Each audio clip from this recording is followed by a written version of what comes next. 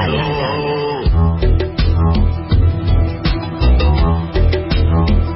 En los últimos meses, digo, tanto escribiendo o a veces en la radio, o en esta misma radio, he hablado de un tema que a mí me fascina, que es de los artistas populares de la Argentina, y cómo se contrastan muchas veces con los artistas que cierta academia o que los medios nos quieren imponer.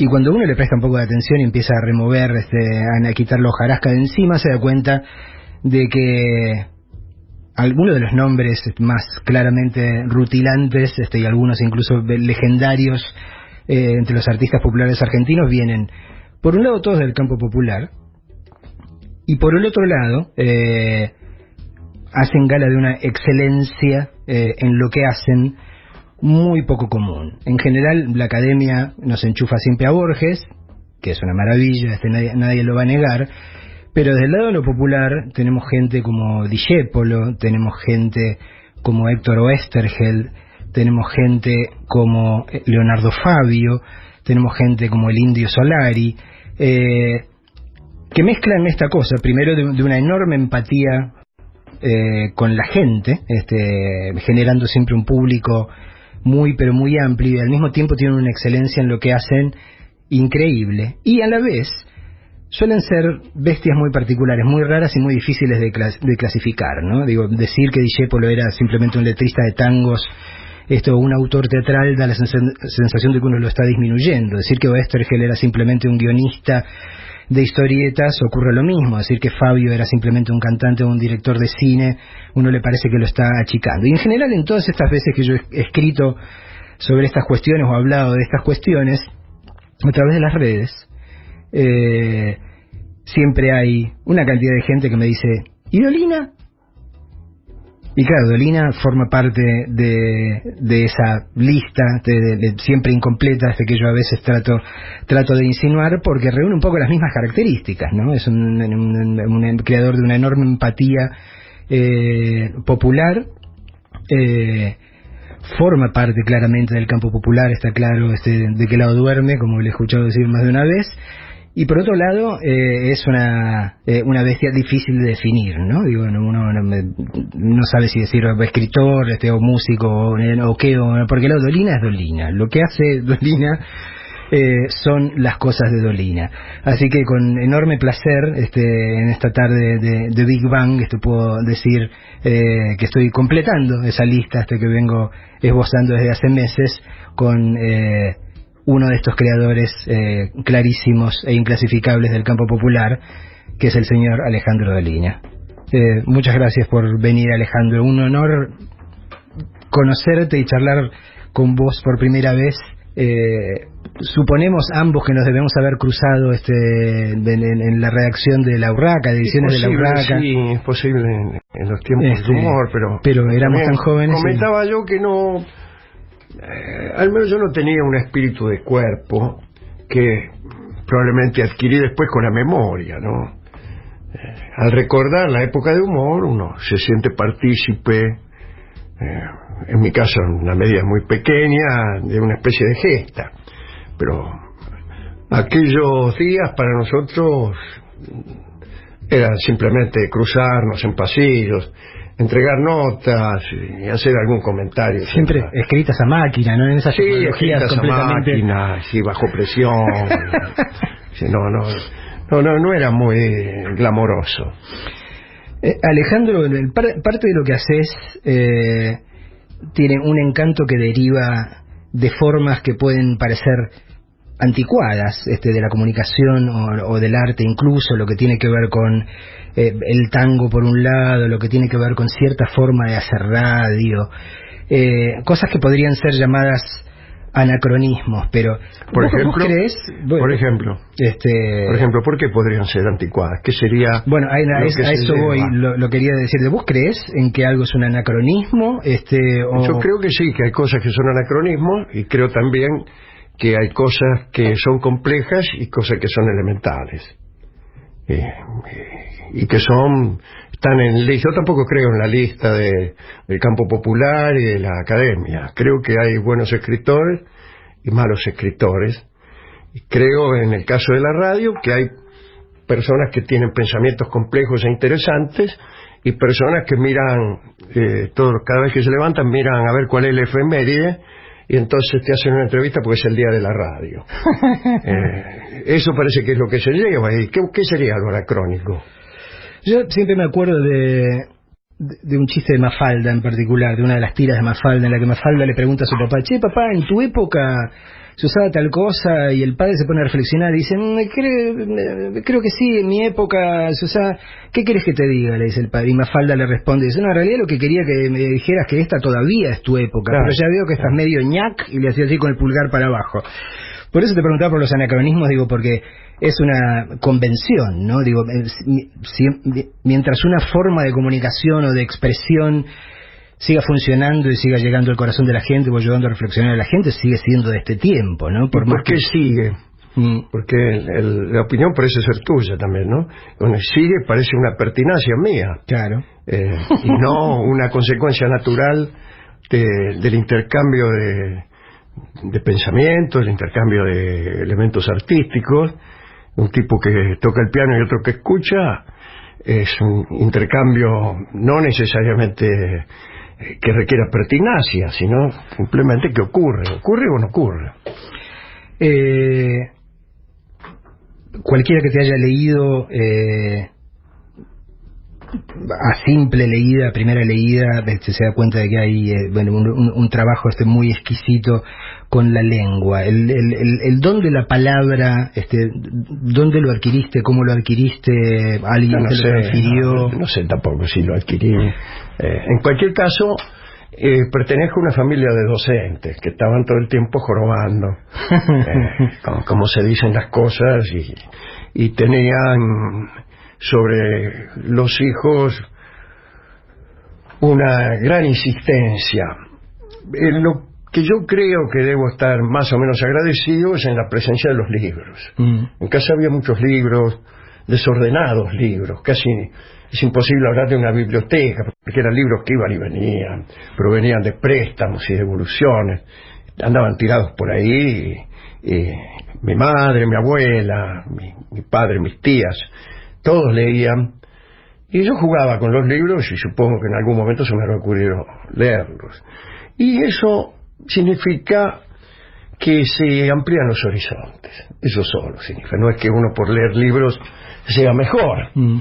Todos conocemos la vieja charla que dice: he conocido en mi vida muchos hombres que no habían leído nunca un libro y que sin embargo, etcétera.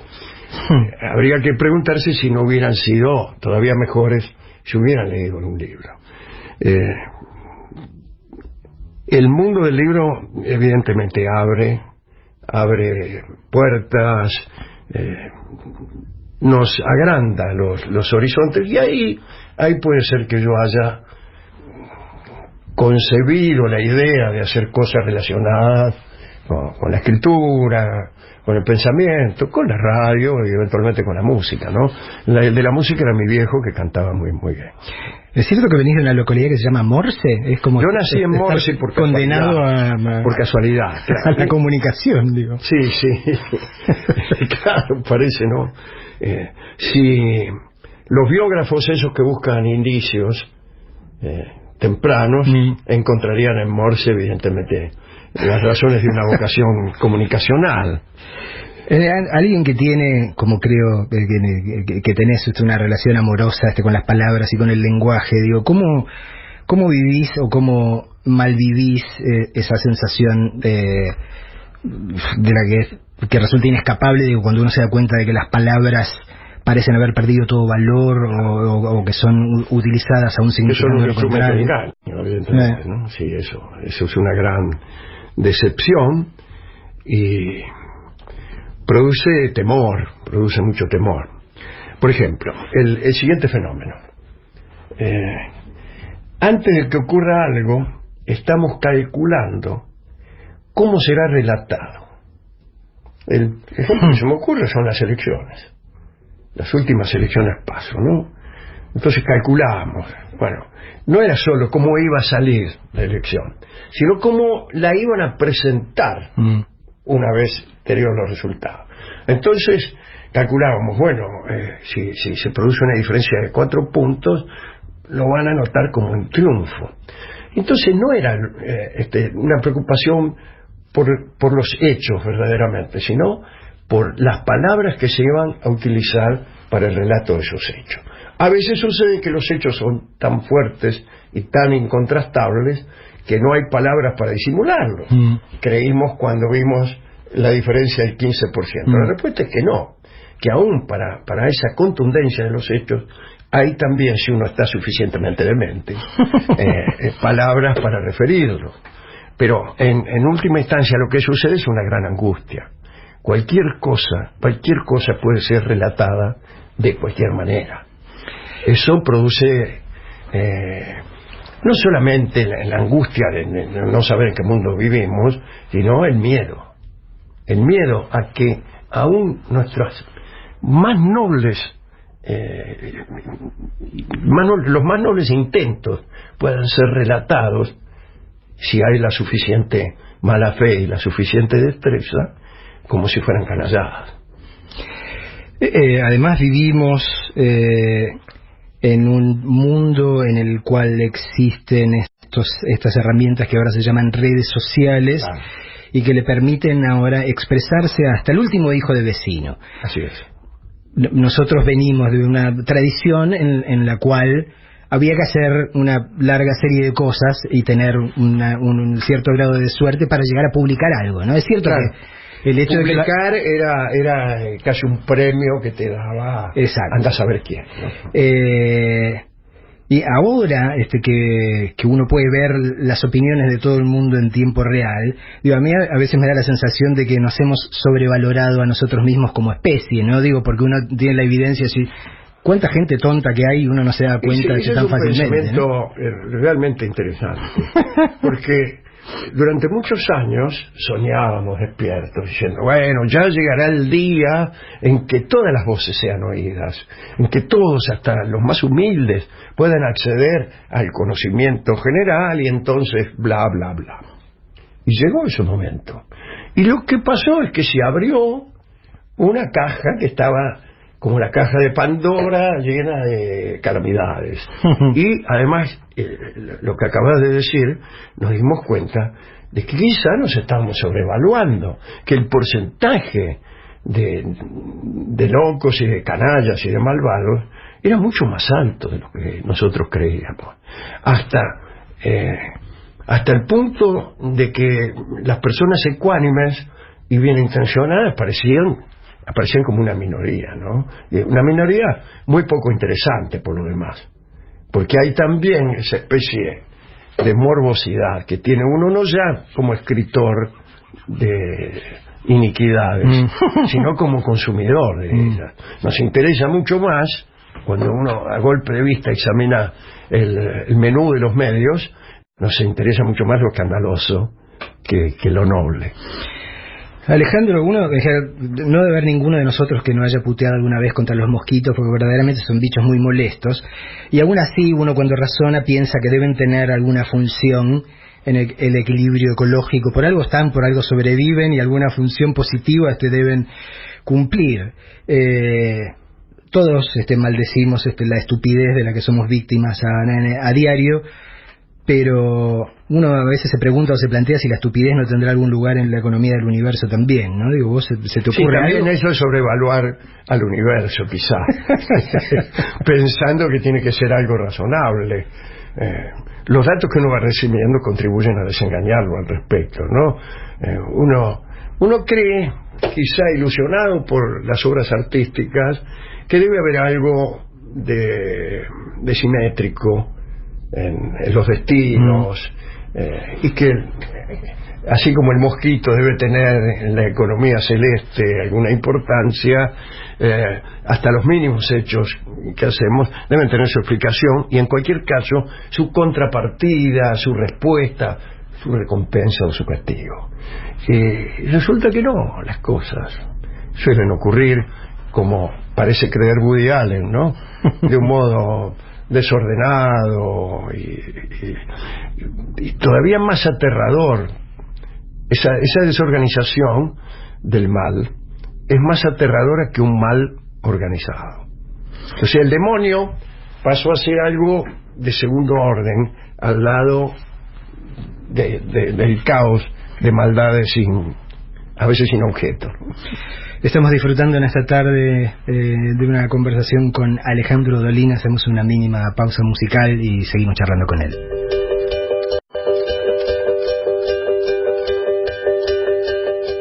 Big Bang, un catálogo de desmanes.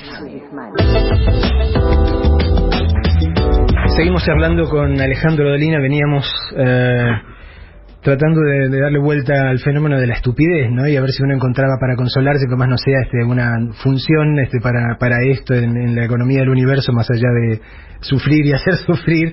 Y pensaba también, digamos, en lo que puede parecer como la contracara, ¿no? Digo, también manejamos una noción de inteligencia que es bastante cuestionable, ¿no? Digo, lo que solemos asociar con inteligencia de muchas veces sí. tiene poco que ver con la felicidad, idea que tienen nuestras, ¿no?, tías de la inteligencia, y es una especie de sometimiento a las reglas, cumplimiento de escolaridades establecidas y muy poco más. ¿Y qué pasa cuando es precisamente la inteligencia lo que te lleva a contrariar a todos esos mandatos que vienen de los muertos, como diría el Indio Solari? Es curioso, ¿no? Porque nos impulsan hacia la inteligencia y la inteligencia muchas veces nos vuelve hacia los mismos que nos impulsaron. Debe ser así. La inteligencia tiene algo que le es inherente y que es el poner en entredicho las categorías, los pensamientos, las racionalidades. Justamente esa especie de rebeldía que es natural en la inteligencia es lo que le hace deseable. Si no, todos seríamos no soy nadie, quiero decir, todos serían, los grandes sabios no serían otra cosa que funcionarios de una ortodoxia establecida, ¿no? Y no son así. La ciencia misma es un continuo poner en entredicho y un continuo salir de unas convicciones para entrar en otras, aunque desde luego hay lo que Asimov llamaba la relatividad del error. Es decir, cada vez el error es menos grosero. Algunos piensan, una vez oído esto que acabo de decir, bueno, si hoy sabemos que ser geocéntrico era un error, quizá esta idea que tenemos del universo también sea errónea. Y es verdad, pero lo que pasa es que el grado de error va disminuyendo.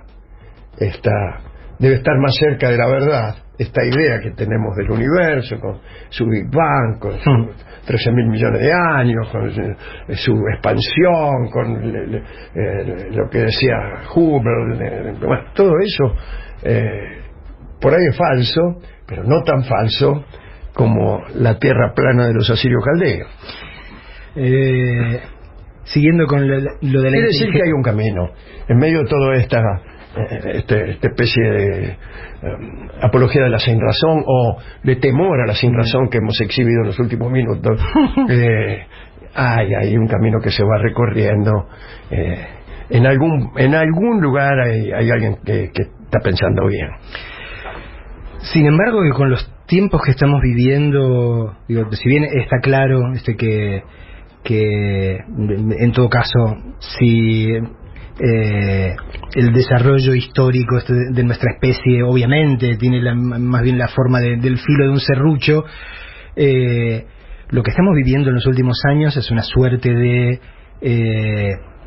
retroceso como yo no recuerdo, sí, por lo menos desde que tengo uso de razón, una glorificación de la ignorancia.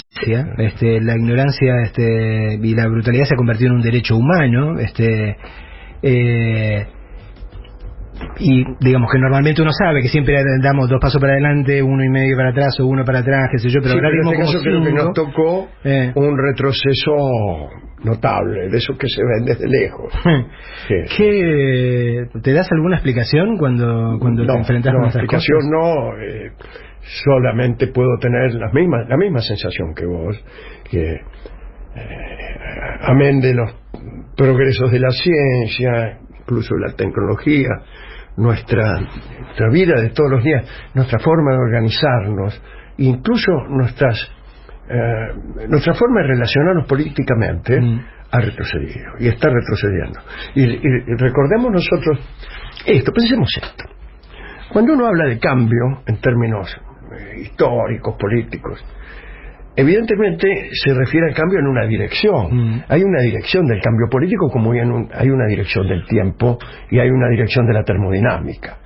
De manera entonces que cuando uno habla de cambio se supone que pasa desde menos derechos a más derechos, desde una ciudadanía defectuosa a una ciudadanía más perfecta, desde la monarquía absoluta hasta especies de democracia cada vez más participativas o justas, o con menos márgenes de error, como decía. Cuando vos ves que la palabra cambio es utilizada para retroceder a situaciones que ya ocurrieron 25 años atrás y que fueron tremendas, uno dice algo malo está sucediendo. De todos modos, este serrucho, esta cosa así, en este caso a mí me huele un poco mal.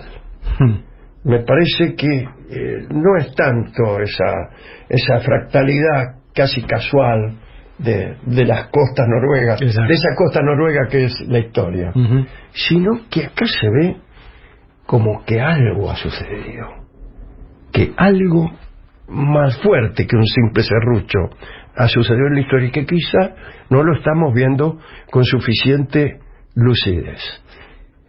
Porque, digamos, hay ciertos aspectos de lo que tiene que ver con la política o lo social o lo cultural que uno considera más relativos por definición, pero incluso hasta aquellas nociones que creíamos ya invariables y comprobadas 5 millones de veces, como vos hablabas en términos de la ciencia, y ahora estamos viviendo de vuelta en tiempos donde hay gente que te mira a la cara y te dice, no, la Tierra es plana. Claro. ¿Y qué?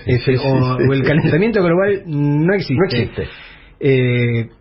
Con lo cual te deja así medio mormoso, porque decís, ¿cómo te enfrentas? Un nuevo ejemplo, lo que decíamos hace un rato, a saber, relatos de las cosas que nada tienen que ver con la realidad y porfiados profesionales. Usted no me venga usted con razones.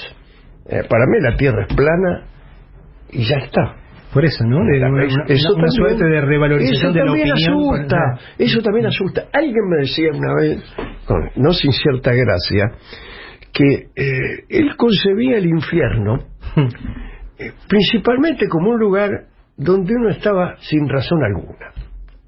Porque cuando uno está en el infierno por una razón, es decir, por haber incumplido andá a saber qué cosa, por lo menos allá, mientras se asa entre las llamas, tiene la idea de que el universo es razonable, que a él le ha tocado algo pésimo, pero el universo tiene una idea, no importa cuál, pero la tiene. En cambio, el que está en el infierno y no sabe por qué, ese es el verdadero esa es una tortura verdadera. El verdadero infierno es no saber por qué demonios está uno en el infierno.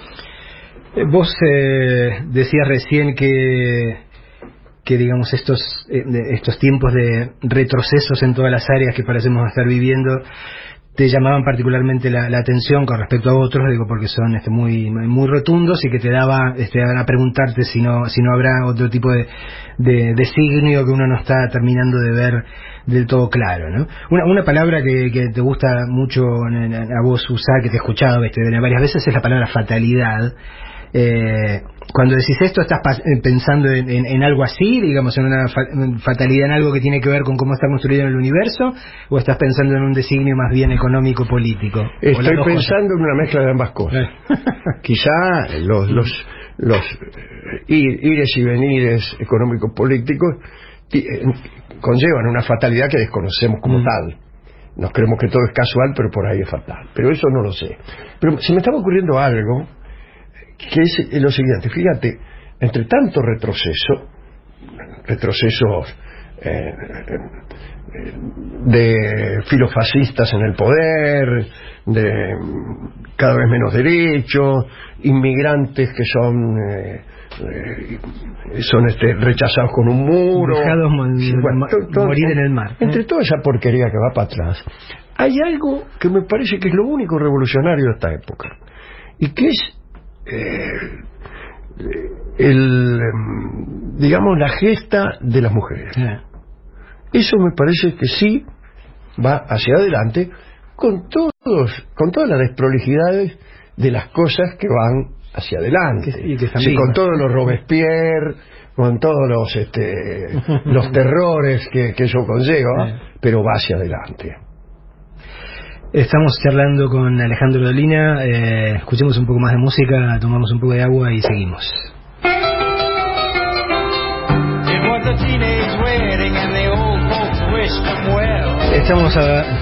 Estamos hablando con Alejandro Dolina de estos avances y retrocesos en el tablero de la humanidad, y él había mencionado uno muy auspicioso, pero yo lo quiero dejar un poco en pausa porque quiero hablar todavía un poco más del que nos pone más nerviosos.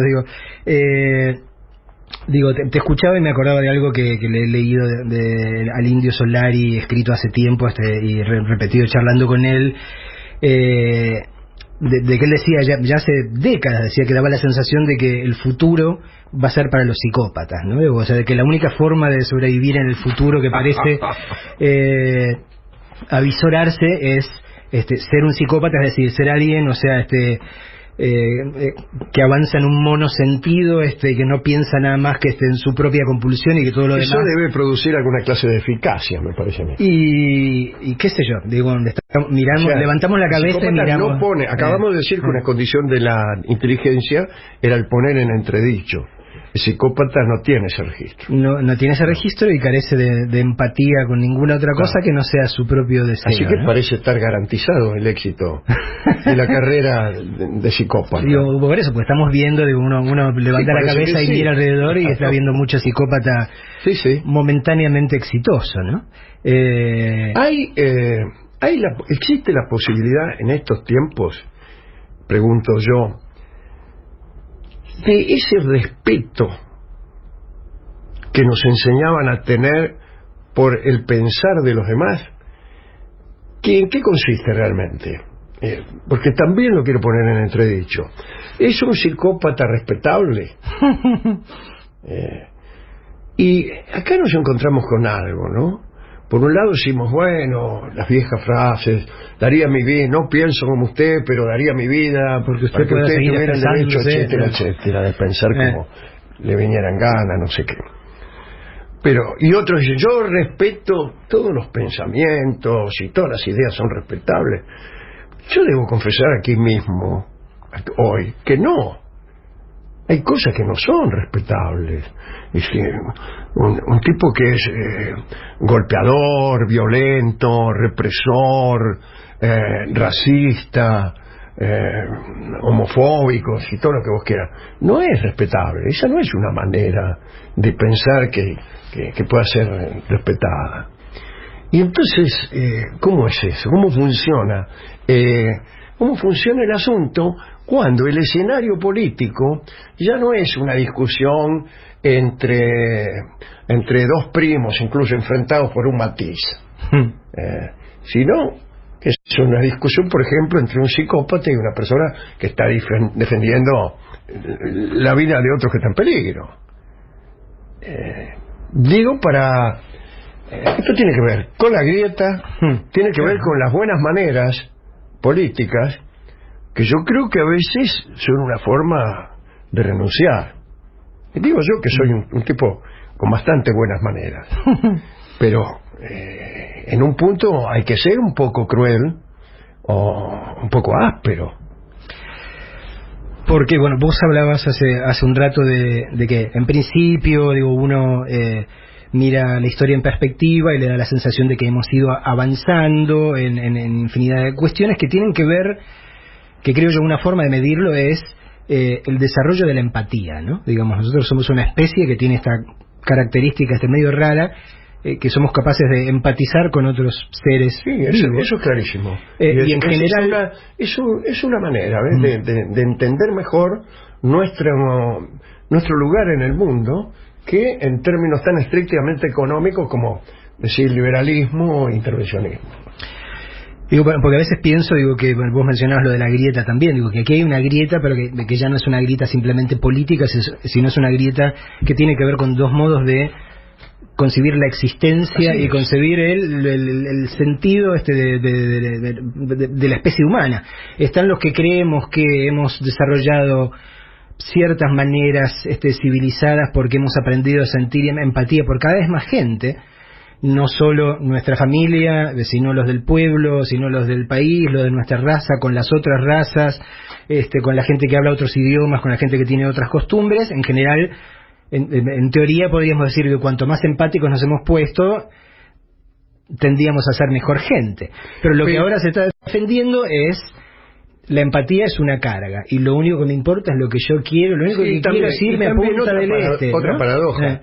A veces la empatía nos lleva a ser empáticos con los psicópatas o con los enemigos de esa empatía. Tenemos que dejar de ser tan empáticos. Eso es tremendo. Hay que ponerse a ordenar un poco el asunto, ¿no? Bueno, y digamos aquí en este sentido lo que vos mencionabas de este elemento verdaderamente revulsivo y propulsor de la historia, que es la causa de las mujeres, creo que también encaja ahí perfectamente, ¿no? Claro. Lo que las mujeres están reclamando son derechos elementales que tienen que ver con que nos aprendamos a ponernos en su lugar y a entender las cosas que les hacemos padecer a veces con mayor o menor grado de conciencia, ¿no? Así es. Veníamos hablando también de la inteligencia y de qué es finalmente, qué sirve o qué no como definición de inteligencia, y alguna vez también te oí con cierta soberbia, ¿no? Porque estamos como dando por sentado que nosotros pertenecemos al partido de la inteligencia. El partido de la inteligencia consiste en estar a favor de la inteligencia, aún siendo un nabo de primer orden, ¿no? Bueno, pero por eso es como podría ser mi caso, no el tuyo. Como el chiste de Groucho Marx, en este caso al revés, porque en este caso uno pretende formar parte del club del que considera que merece formar parte y no al revés, pero bueno. ¿Alguna vez Algunos dicen que Groucho Marx, otros que Chesterton. De todos modos es un buen chiste, ¿no? Sí. Nunca me haría socio de un club donde admitieran un tipo como yo.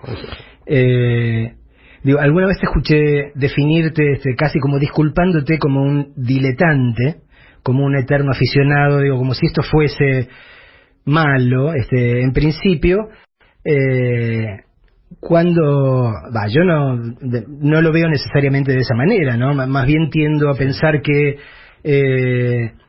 vivimos en tiempos que tienen que ver con la maldición de la especificidad, y que hay mucha gente muy especializada en determinadas cosas y totalmente inútil e ignorante con todo lo demás, y que ser diletante o ser amateur en el sentido más literal tiene que ver con el hecho de que la necesidad de expresar algo es más importante en todo caso que el deseo de convertirse en un maestro con M mayúscula. Sí, pero ¿no? sucede que venimos todos muy condicionados por las ideas de nuestra abuela y de nuestras tías, que sostenían que quien mucho abarca, etcétera, y entonces ese fluctuar entre distintas disciplinas, esa especie de universalidad que en realidad era la diletancia, era malo, que había que dedicarse, esto decía mi abuela, de ser médico y serlo. Algunos lo han hecho con tal rigor que para convertirse en médico resolvieron ignorar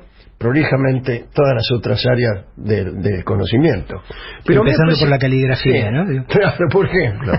Pero ha venido en nuestro socorro el posmodernismo, posiblemente, con esa postulación de las articulaciones entre las distintas escuelas, entre los distintos conocimientos, y aquello que antes me avergonzaba, a saber, el de conocer por la mitad muchas cosas y ninguna del todo, resulta que parece ser, hoy en día un paradigma interesante y una variante todavía mejor que el especializarse en el vidrio delantero derecho de los autos.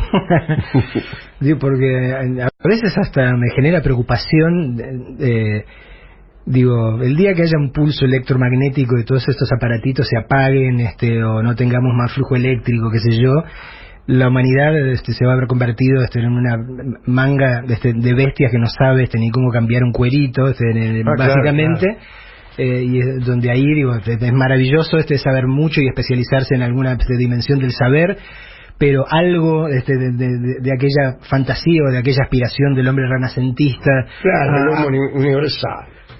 Por lo menos todos deberíamos manejar algunas cuestiones absolutamente elementales que tienen que ver con la supervivencia, ¿no? Claro, alguien ha pensado que conforme avanza el conocimiento, incluso en áreas tan específicas que asustan, el hombre universal es cada vez menos posible.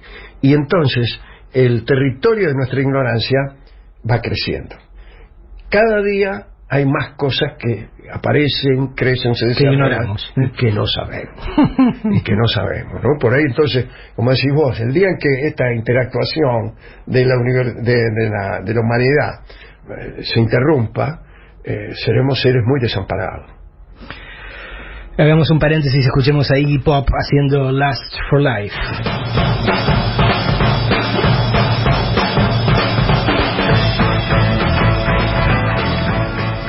Big Bang. ¿Crisis? ¿Qué crisis?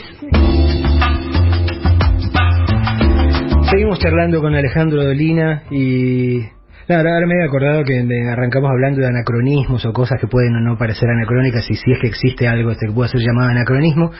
Y pensaba en una noción como la elegancia, por ejemplo, ¿no? Claro. Que en otras épocas era como muy central, que para algunos de nosotros sigue siéndolo, ¿no? La elegancia desde la forma de relacionarse con la gente, la elegancia en la forma que uno escribe, la elegancia en la forma en la que uno se viste, etcétera, etcétera. Tal vez la elegancia como cortesía, porque escribir bien es también una forma de cortesía, sí, con el que lo valera uno, pero bueno, esos son decires, son greguerías que no sé si son elegantes finalmente. Pero es un valor para vos, digo, para mí es un valor, digo, sí, en el sentido que te acabo de decir, una forma de pararse delante de la vida, sí, ¿no? Es un valor, es un valor, pero que debe ser, me parece a mí, ejercido con un cierto dandismo, que también es una palabra vecina. Exacto. Y el dandismo consiste en no hacer bandera. El verdadero dandy no la va de dandy. El verdadero elegante no la va de elegante. No es riguroso. Por ejemplo, creo que Sábato decía esto, que no está mal después de todo. Decía, un gesto de dandismo es el que, a ver, ¿cómo era el dicho? El que esté libre de pecado, que tire la primera piedra. Bueno, un gesto de dandismo es estar libre de pecado y sin embargo no arrojar la primera piedra. Así que la elegancia, como la tolerancia, no debe ser un hecho positivo, subrayado. Aquel que dice, yo soy el más tolerante de todos. Bueno, ya la palabra tolerancia está implicando que uno tiene que hacer un esfuerzo para aguantar al otro. Bueno, la elegancia también debería darse de un modo natural, no debía implicar el rigor de un academicismo. Si vos tuvieses que ver hacia atrás tu propia elegancia, que la tenés, obviamente, por más que vayas a intentar la modestia y decir que no, digo que tu viejo tenía una elegancia en la forma de vivir, digo, o es algo... En mi familia había una mezcla de elegancia y de descuido, según las fuentes. yo no hablaría de esta influencia porque entre tal número de tíos y de primos, que eran todos diferentes, he recibido las mejores y las peores influencias en esos sentidos. Así que yo soy una mezcla de eso, una mezcla de un croto y un tipo de un cierto cuidado en esas cosas, ¿no? No, te lo preguntaba porque me planteaba si es algo que, por eso, que uno hereda, que se aprende, que se mama de alguna manera, que es innato. Pero yo no, a lo mejor si no es también la elegancia una forma de empatía. No, la elegancia que no se tiene para presumir, sino para hacerse más agradable a los demás. Así como yo creo que cuando uno está enamorado, trata de ser con la persona amada lo más agradable posible para producirle un cierto placer con nuestra vecindad. Unamuno decía, enamorarse es darse en alimento del otro y alimentarse uno del otro. Agrego a esto, entonces, será bueno que ese manjar que se va a comer mi novia esté un poco sazonado, ¿no? que no se lo tenga que comer crudo. Por lo menos que sea tan sabroso que quiera volver a probarlo, ¿sí? Claro. Y no nos cambie por otra comida. Digo, hay una frase que siempre se te atribuye y que creo que son esas frases que tienen que ver con esas ocurrencias, greguerías, decías vos a su lado, de las cuales uno después se vuelve esclavo, ¿no? Como esta cosa de que todo lo que uno hace lo hace para levantarse minas. Digo, pero más allá de eso, más allá de esta gracia, creo que la cuestión de la seducción, digo, también es una forma de empatía, ¿no? Digo, ya que claro que lo es, claro que lo es, sí. Es una forma de otorgarle una cierta complejidad al mero asunto sexual. Entonces, bueno, en la medida en que hagamos de la seducción una cosa compleja, artística, divertida, e incluso que contribuya a que el ulterior episodio sexual sea mejor, bueno, estamos haciendo un buen negocio, entonces. Estamos haciendo, y también es un gesto empático, ciertamente, hacerle a los demás la vida un poco mejor. Vos lo mencionabas hace un rato en relación a la escritura, ¿no? Digamos, uno, por lo menos yo, y estoy seguro de que vos también, uno entiende que cuando uno está tratando de contar una historia, una anécdota, o qué sé yo, lo que está haciendo es tratando de llevar adelante una seducción hacia, digamos, una enamorada o enamorado o enamorade, diría la verdad que uno no ve, claro, pero que entiende que si esto no existe, digamos, que si esta forma galante por eso de atraer y de hacer sentir cómodo a quien lee no existe, hay algo que falla en el acto comunicacional. Sí, claro. ¿no? Y hay que aclarar, evidentemente, que esas formas pueden no ser melifluas. No tiene que ver con eso. No. Solo tienen que ser eficaces. Y aquí también, hablando de la empatía y todo, también te encontrás con escritores que te da la sensación de que su objetivo es hacerte sufrir, ¿no? Sí. Que uno también hay psicópatas escritores. Sí, claro. Algunos lo hacen por sistema y por experimentación, y otros por troncos que son. A veces se mezclan también esas cosas. Ay, esto lo sabrás mejor que vos, mejor que yo. Pero hay a veces una especie de pequeña locura que se apodera a algunos artistas que están rodeados de personas que los adulan continuamente, están rodeados de alquilones, de una cohorte de alquilones, y que llegan a un punto en que yo calculo que no borran. Están tan convencidos de su propia genialidad, o son tan eficaces sus reláteres en convencerlos de esa genialidad, que no filtran nada de lo que escriben. Que les parece que todo lo que producen les parece que todo es genial, y lo mandan adelante. Y uno que ha desarrollado, no sé si una habilidad para escribir, pero por lo menos una habilidad para leer o para percibir esas cosas, se da cuenta. Dice, este tipo ha escrito esto, pasa mucho en el teatro, ha escrito esto y piensa que por estar en un círculo, en una escuela, en unas manieras teatrales que son las que se llevan, resulta que ya eso le basta para escribir lo que quiera. Entonces se siente una tarde y empieza,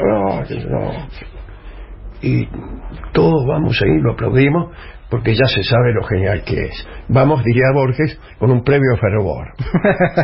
De eso hay que cuidarse. De eso hay que cuidarse. Vamos a escuchar un poco más de música, los Smashing Pumpkins, y después seguimos charlando con Alejandro Dolina de música, ¿por qué no?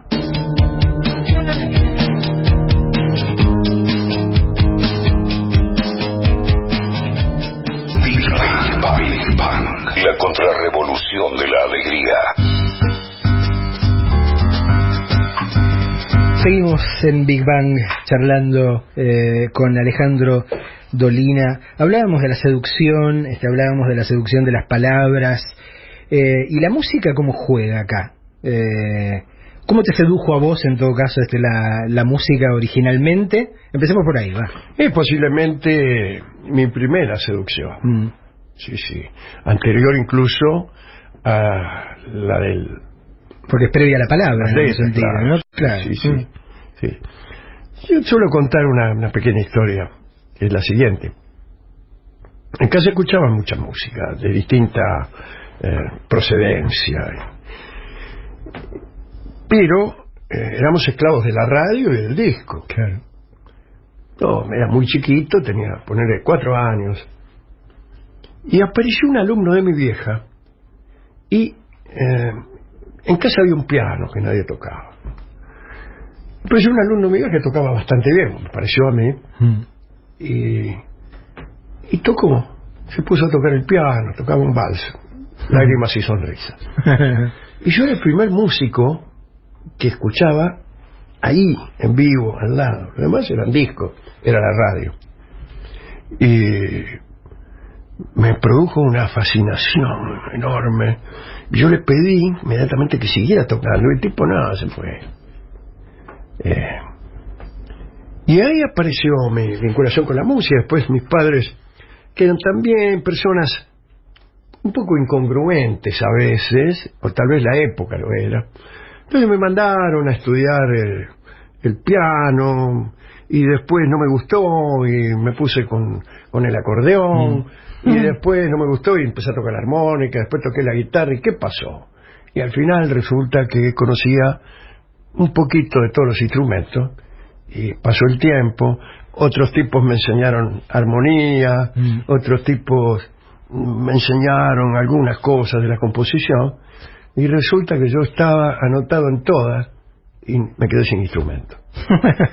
No puedo tocar bien ningún instrumento, puedo a veces escribir alguna cosa que yo mismo no puedo tocar. Entonces es una felicidad llevársela a Fernando Marzana, a Federico Mirraje, mis pianistas amigos, para que toquen a ver cómo suena. Pero por eso llegaste hasta esta capacidad que tenemos en común, o sea, podés escribir música. Sí, puedo escribir música bastante bien. Bastante bien, digo que no, en el aspecto caligráfico, técnico y de inteligibilidad. Después no sé. Pero aún así, digo, más allá de considerar que no podés interpretar bien ningún instrumento, es muy claro que podés comunicarte a través de la música. Sí, puedo tocar más o menos. Puedo tocar más o menos, puedo componer un poco mejor que eso, puedo arreglar, puedo cantar. Y tengo muchos amigos que me permiten tocar y cantar con ellos, y algunos de ellos han sido realmente muy geniales y me han admitido en su vecindad. Y quizá mi mayor orgullo, el mayor de todos, ¿Sí? El mayor de todos, haber podido cantar con la anuencia y con el gusto de estos tipos. Por ahí venía a mi casa en un tiempo Héctor Stamponi, a él le gustaba que yo cantara algún balsecito de los que él componía, y por ahí me decía, tengo por ahí una cartita que dice, tenés que seguir componiendo, que lo haces muy bien, cosas así, de amigo, pero tuve esa felicidad de cantar con Nelly Omar, con Mercedes Sosa, con Virgilio Espósito, me acompañaba a veces, generalmente por amistad, pero yo creo que en algún punto lo hacían con bastante placer, ¿no? Si tuvieses que describir cómo opera la seducción de la música, porque si tuviésemos que describir cómo opera la seducción de las palabras, creo que los dos podríamos defendernos, creo que lo tenemos bastante intelectualizado, ¿no? Digo, pero la forma en la que una música te engancha después de que pasaron 5 que no te dijeron nada, sigue teniendo un elemento de fascinación que sí. A mí me cuesta bajar en palabras o en razonamiento, ¿no? Es muy difícil. Yo también he intentado algún tipo de definición del placer musical. Yo calculo que uno desarrolla una capacidad para percibir combinaciones de sonidos, de notas. Y cuanto más compleja es cuanto más desarrollada está esa capacidad, uno tiene una exigencia de mayores complejidades. Es como los chicos cuando empiezan a jugar con un juego cualquiera, o como el tipo que juega a las cartas con un mazo. Si el mazo es de 52 cartas, nuestras posibilidades son infinitas prácticamente. Ahora, si vos tenés un mazo de 2 cartas, es aburrido. Es aburrido. Jugás a la carta mayor. Un poco como lo que decías de los libros antes, ¿no? Digo, leer muchos libros no garantiza que sos un tipo mejor, pero claro, no escuchar mucha música desde pequeño. Ahora, bien, de todos modos, esto sigue sin explicar. Sí. La primera cosa, ¿qué es? ¿Qué es? ¿Qué se despierta? ¿Un agrado matemático? Jardiel Poncela tiene una ocurrencia acerca de cuál es el placer de Dios, dice, cuál sería el placer de Dios al ver cómo funciona el universo. Y es parecido al de los villaristas. Es como un agrado ante los movimientos precisos. En la música hay algo de eso. Es un agrado ante los sonidos, su combinación, su precisión, su belleza intrínseca. No belleza intrínseca, quiero decir, belleza es una palabra mal elegida. La calidad de su sonido. Todo eso mezclado produce unas sensaciones misteriosas que son las llamadas musicales. Pero es muy difícil, es muy difícil. Nosotros podríamos hablar un rato largo acerca de formas de escritura, estilos, pero ¿por qué? Porque la escritura se refiere al mundo, alude al mundo, y la música no alude a nada. Según Schopenhauer, podría existir la música aún si no existiera el universo. O sea, es mentira todo eso que te dicen los famosos tipos de la música de programa, ¿te acordás? Durante el siglo XIX explicaban las obras. Entonces decía, esta obra de Chopin, eso que se oye ahí es George Sand subiendo la escalera. Ahí se encuentra, es un abrazo con Chopin, ahí empiezan a discutir y ahí se amigan. Era mentira todo eso. La música no significa nada. Ahí estaba Hanslick, ¿no? Que era el crítico del siglo XIX, que se empezó a pelear con todo, pues dijo, esto no, es mentira, la música no significa nada. Y como no significa nada, explicarla en metáforas es falso. Sí, me gusta el color de esa voz. ¿Qué color? No es de ningún color. Sí, me gusta qué cuerpo tiene. ¿Qué cuerpo? No tiene cuerpo. Te escucho y... ¡Qué alegre! No es alegre. Y me acordaba, digo, de explicaciones que he escuchado dar por eso en las últimas décadas, básicamente, a matemáticos y matemáticas. Eso se está más cerca posiblemente, ¿no? Claro, porque hablando de las matemáticas, no de la música, ¿no? En el sentido de que de lo que dicen que finalmente les fascina, no es simplemente el hecho de que todo cierre, sino cómo cierra, ¿no? Claro. De que hay... A veces con belleza, eso claro, habla mucho de belleza. Exacto. Sí, eso utiliza mucho el adjetivo bello. Encontré una hermosa demostración, dicen. ¿no? Y después de todo, la música es matemática. Hacernos cargo de que si cortamos una cuerda por la mitad suena una octava. Bueno, eso es un milagro. Eso es lo más parecido a un milagro que yo he escuchado, ¿no? ¿Cómo? Eso te llena de inquietud y de alegría. Y de alegría, por fin algo que tiene sentido. Cuando creemos que el universo es un sinsentido, bueno, sí, es un sinsentido menos una cosa, que es la música. Hacemos otro recreo apropiadamente musical y seguimos charlando con Alejandro Dolina.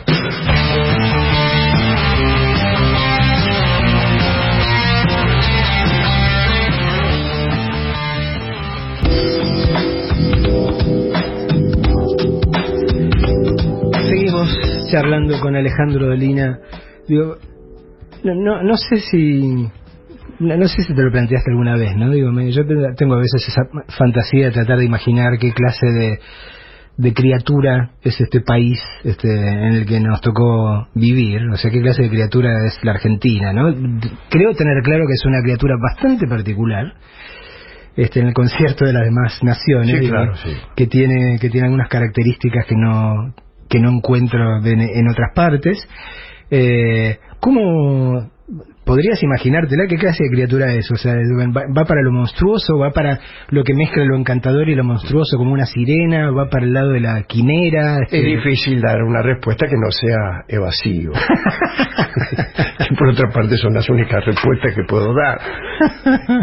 En cualquier caso, cuando yo era chico estaba más fascinado con la Argentina que ahora. Encontraba algunas particularidades, incluso en su historia artística, que me llenaban de ternura y orgullo. E incluso me parecía que habíamos encontrado algunos géneros, algunas regularidades del pensamiento y de la creación que eran muy perfiladas, muy reconocibles. El tango, la literatura gauchesca, ¿no? Todo eso era, inmediatamente lo reconocía. Y por otra parte, habíamos alcanzado también en el otro aspecto, un aspecto más académico, había algunas cosas que no estaban nada mal, y el país tenía una apariencia de riqueza que quizá me engañaba. Riqueza en el mejor de los sentidos, ¿no? Riqueza, posibilidades. Eso es la riqueza, ¿no? El extenso territorio, los desiertos que eran como algo que todavía no, cuadernos sin escribir. Eso me fascinaba. Y una cierta personalidad incluso en la política, en la historia política también, alguna forma de ir obteniendo derechos. Y el peronismo muy claramente el peronismo, ¿no? Un fenómeno muy argentino, ¿no? Claro, digo que no hay nada similar en el resto de la todo eso me llenaba, no digo de orgullo es demasiado, pero algo parecido. Estaba contento de ser argentino. Y después la historia ha sido cruel con la Argentina. Ya lo era cuando yo creía que no. Pero fueron ocurriendo cosas muy difíciles, desgraciadas, tremendas, y los problemas fueron más dramáticos. Empezó a morir mucha gente por razones políticas, por razones. Vos tuviste... Y ahora creo que nuestra historia está llena de lágrimas. Y el amor que antes yo tenía por la patria es quizá ahora más intenso, porque es una patria herida, es una patria cuyo futuro es dudoso, la patria donde se ha muerto mucha gente, a veces sin motivo, siempre sin motivo, y donde algunas cosas se han licuado en lo que se llama globalización, Entonces ya no es tan fácil reconocer un argentino de un holandés. No sé. ¿Vos tuviste o tenés, se puede hablar en tiempo presente, algún amigo desaparecido? ¿No? Sí. Sigue siendo una presencia en general. Bueno, cuando uno piensa en fantasmas piensa simplemente en términos de literatura, pero hay compañías, hay presencias de alguna manera en las cuales hace que uno piense en los fantasmas a partir de otro tipo de materialidad, ¿no? Sí, yo casi no tengo otra cosa que fantasmas en mi vida. A mí me cuesta mucho desprenderme de las historias, de los muertos queridos, no solo de los que han sido desaparecidos, sino de todos. De manera que el volver al pasado es uno de mis defectos, podría yo decir. Es una de las razones por las cuales a veces lo voy a ver a Rolón, ¿no? Así que es más bien una característica propia, el ser visitado por fantasmas todas las noches. Yo duermo con fantasmas todas las noches. Me acuerdo que hace algunos años me traje de Colombia un libro que obviamente trataba de reflexionar sobre los problemas colombianos, pero me gustó ya desde el título, ¿no? Digo, pues se llamaba ¿En qué momento se jodió Colombia? Ajá. Y esa es una pregunta que yo me hago, o en qué momento se jodió la Argentina, o por qué nunca se desjodió, ¿no? En todo caso. Claro. Es una pregunta que al formularla creo que encara un peligro, entraña un peligro, ¿no? Él cree que alguien es el responsable único, o que alguna cosa que pasó fue la que jodió todo. Y por ahí pensar así no está bien, ni en el caso de Colombia, ni en el caso de la Argentina. Nuestros males son evidentemente de un origen tan plural y tan complejo que eso hace Macri, por ejemplo, cuando dice que son 70 años de peronismo y bueno, ya está, ya lo explicó todo, pero esas explicaciones de en qué momento, cuándo fue exactamente qué, suelen ser falsas. Y mi respuesta ante la pregunta, de todos modos, es no sé. Digo, uno que está atento a lo que ocurre en el mundo, y que mal que más no sea porque le gustaban las anécdotas, le ha prestado atención a la historia de otros países, cree advertir que alguna de las naciones que tienen presentes más venturosos lo tienen básicamente porque han conseguido una suerte de pacto entre las distintas fuerzas a las que han enlazado para formar una nación, y que todos juegan dentro de ese... Sí. Entonces, qué sé yo, en los Estados Unidos, obviamente... Por eso hablan de administración, claro, porque, entonces, o sea, ya todo está pactado. Hay una alternancia. Ni los demócratas van a armar la reforma agraria, ni los republicanos van a poner campo de concentración. Y a veces me da la sensación de que nosotros todavía no llegamos a ese estado, porque lo que debería ser el pacto lógico no existe desde que hay un sector que siempre le atribuimos que ronda una suerte del 30%, que en realidad lo que desea es la desaparición del adversario, ¿no? Claro. Entonces que no acepta, digamos... No acepta pactar, ni acepta acuerdos justos, o razonables, ni siquiera digamos justos. Yo sé que vos decís que sos un pesimista profesional, pero ¿crees que en algún momento llegaremos como nación a que este grupo de gente admita que existe gente que piensa distinto y que tiene tanto derecho a llegar al poder? San Martín tenía esa idea. Sí, clarísimamente. Y decía, y lo que peor es tenía un pronóstico pesimista, decía, esto no se resolverá hasta que uno de los dos grupos desaparezca, sea aniquilado de alguna manera. Yo no creo eso, no quiero eso. Espero que aunque más no sea, nuestras desdichas sirvan para disponer nuestros ánimos más favorablemente a los pactos. A veces son necesarias grandes desdichas, grandes dificultades, para que pactos que antes eran imposibles puedan llevarse a cabo. Pero bueno, espero que no sean tantas, ¿no? Porque hasta ahora son demasiadas. Escuchemos una canción más y nos despedimos de Alejandro Dolina.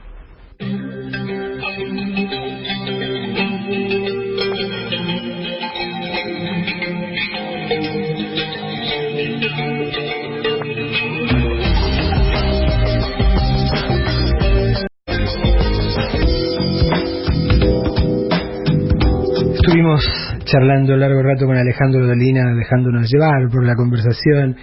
En el medio de eso hablamos en algún momento de los peligros de la especialización que tiene que ver con la forma en la que aprendemos las cosas en el mundo contemporáneo.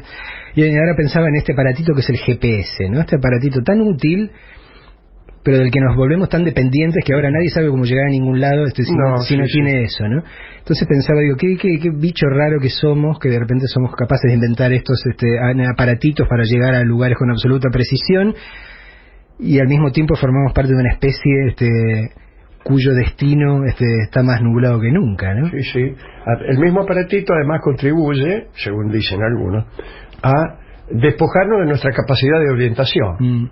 Una vez que nos volvemos dependientes de ese aparato. Pero lo que vos señalabas es otra paradoja, ¿no? La de ir hasta el fondo de lo tecnológico, hasta el límite, y quedarnos en estadios tan elementales en lo que se refiere a nuestra convivencia, a nuestra organización política, a la organización de nuestra economía, etcétera, etcétera, ¿no? Al mismo tiempo que ahondamos nuestros pensamientos en muchos aspectos, pasa lo del Amazonas y otras cosas que únicamente se explican por estupidez. Así que nuestra genialidad y nuestra estupidez van compitiendo, y yo sé quién gana, ¿no? Bueno, arrancamos hablando de la estupidez y terminamos hablando de la estupidez. Digo, debemos tener siempre con esa soberbia de creer que uno no pertenece a ese bando. No, creo que si nos preocupa es precisamente porque uno sabe que es como el viejo chiste de los relojes, ¿no? Digo, sabes que al menos 2 veces al día te vas a dar la hora correcta y no hay nadie ni el que en el que sea tratado de genio o se crea un genio que esté exento de incurrir en estupidez más de una vez al día, ¿no? Alejandro, nada, agradecerte muchísimo que te hayas pasado este rato aquí en Big Bang.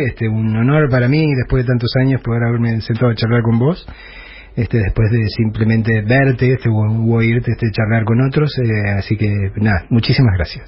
Yo le he pasado muy bien y te he escuchado con mucha atención, no tanto con la atención del que está siendo interrogado, sino con la atención del que está discurriendo con nuestra persona y está caminando entre ideas por lo general ajenas, lo cual está bien, ¿no? Sí, obvio. Y disfrutando con ese paseo. Mirá esto. A mí me gusta esa forma de relacionarme, más en discurrir que en discutir, o en contestar con preguntas que uno ya se las sabía de antes. Bueno, me alegra entonces que hayas disfrutado de este paseo que hicimos juntos. Muchas gracias. Un abrazo enorme. Espero que nos veamos un poco más seguido. Ojalá. Una vez por vida es poco. Big Bang.